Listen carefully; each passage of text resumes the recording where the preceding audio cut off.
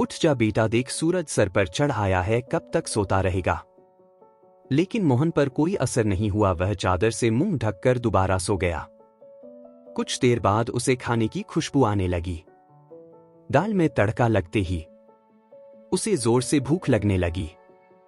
मोहन उठा और सीधा मां के पास रसोई में पहुंच गया। मां, क्या बनाया है? पहले जाकर नहा, फिर आना रसोई में। दाल चावल बनाए हैं। दाल चावल मोहन को बहुत पसंद थे। वह फटाफट आंगन में गया और हैंडपंप से बाल्टी भरने लगा। इसी बीच उसे याद आया कि उसने दांत तो मांजे ही नहीं। उसने फटाफट मंजन लेकर दांतों को रगड़ लिया और साबुन लेकर बैठ गया नहाने। जल्दी से नहाकर कपड़े पहनकर रसोई में पहुंच गया। तब तक खाना तैयार हो चुका था। मां ने खाना परोस दिया। खाना बहुत ही स्वादिष्ट बना था। मोहन ने भरपेट खाना खाया। वह खाना खाकर उठा तो मां ने टोक दिया, अब कहां चल दिया? मां, लगता है खाना कुछ ज्यादा ही खा लिया, बहुत तेज नींद आ रही है, मैं तो सोने जा रहा हूं। हे भगवान, अभी 1 घंटे पहले ही तो सोकर उठा है। तुझे बस सारा दिन यही काम है, उठो, खाओ और सो जाओ। तुझे पता है तेरे पिता खेत में कितनी मेहनत करते हैं, तब हमें 2 वक्त की रोटी मिलती है। कुछ नहीं तो जाकर उनकी मदद ही कर दिया कर। उनके लिए खाना ले जा, मैं अभी तैयार कर रही हूं।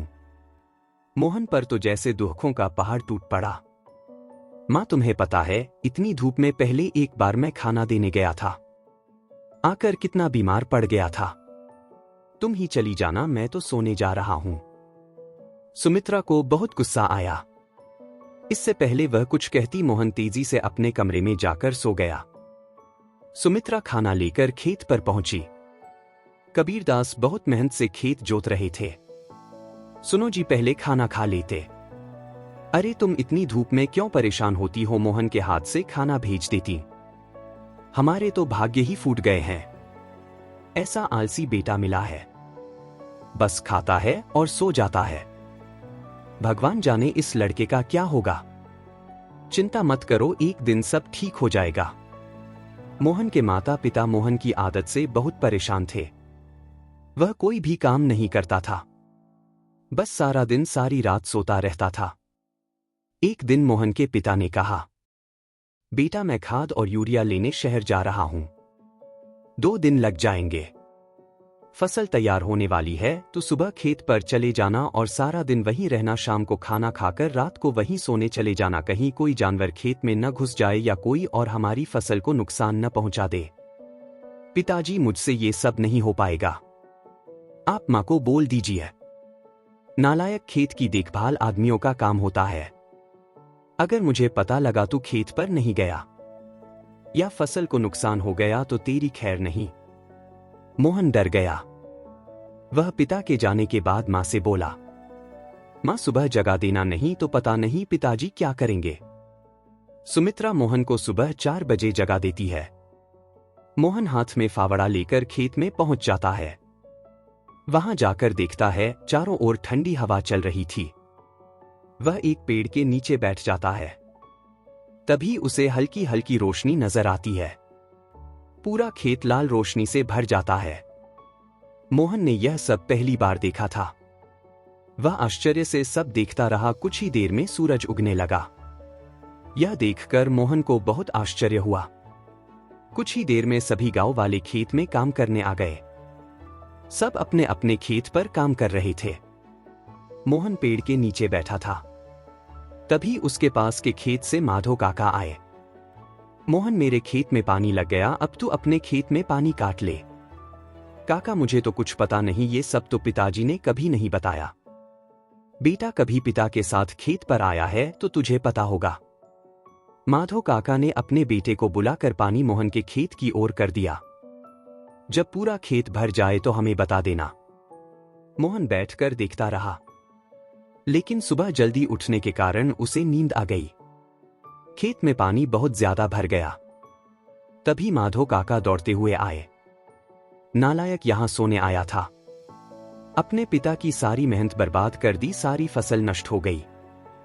मोहन हड़बड़ाकर उठा। उसका खेत पानी से लबालब भरा हुआ था। माधो काका ने जल्दी से पानी दूसरी ओर काटा, लेकिन तब तक बहुत देर हो चुकी थी। लगभग आधी फसल खराब हो चुकी थी। काका, अब कुछ नहीं हो सकता क्या? नहीं बेटा, तैयार फसल का ध्यान बच्चे की तरह रखना पड़ता है। समय से पानी देना, खाद देना, जानवरों से बचाना। इसीलिए हम दिन रात खेत पर रहते हैं। अब तो भगवान ही मालिक है। मोहन पेड़ के नीचे बैठा रोता रहा। दोपहर को सुमित्रा खाना लेकर आई। उसे सब पता लगा तो उसने भी मोहन को बहुत डांटा। शाम को मोहन घर नहीं आया, नहीं उसने खाना खाया। उसकी भूख प्यास नींद सब उड़ चुकी थी। अगले दिन जब कबीरदास घर वापस आए तो उन्होंने मोहन के बारे में पूछा। सुमित्रा ने सारी बात बता दी। कबीरदास सब छोड़कर दौड़ते हुए खेत पर पहुंचे। उन्होंने देखा मोहन पेड़ के नीचे बैठा रो रहा था। आधी फसल खराब हो चुकी थी।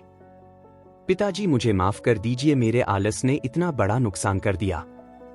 आप चाहें तो मुझे पीट लीजिए, नहीं तुझे मारने से फसल ठीक नहीं होगी। वादा कर आज के बाद कभी आलस नहीं करेगा। चल अब घर चल, वहीं बात करेंगे। दोनों घर आ जाते हैं। मोहन की आंखों से अब भी आंसू बह रहे थे। सुमित्रा ने उसे खाना दिया, लेकिन उसने नहीं खाया और वह अपने कमरे में जाकर रोने लगा। जी अब क्या होगा, आधी फसल तो बर्बाद हो गई। सुमित्रा, कोई घाटे का सौदा नहीं है। आधी फसल देकर अगर बेटा सुधर गया तो यही काफी है। कबीरदास ने मोहन को बुलाया। बेटा, अब तो नुकसान होना था हो गया। अब हमें कल से आधे खेत की फसल उखाड़कर दोबारा बोनी होगी।